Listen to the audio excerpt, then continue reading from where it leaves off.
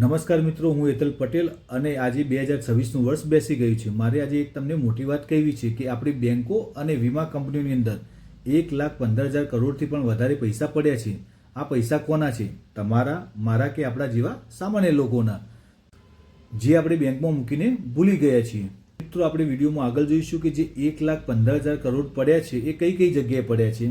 તો સૌપ્રથમ બેંકની અંદર કે જે 85,000 કરોડ રૂપિયા પડ્યા છે.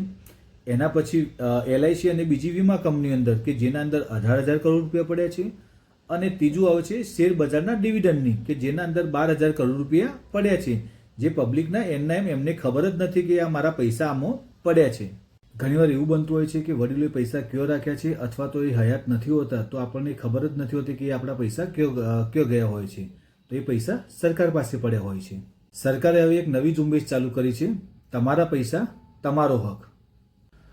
2026માં આ પૈસા લેવા ખૂબ સરળ બની ગયા છે, પણ જો તમે તપાસ નહીં કરો તો આ પૈસા લેવા બહુ અઘરા પડી જશે.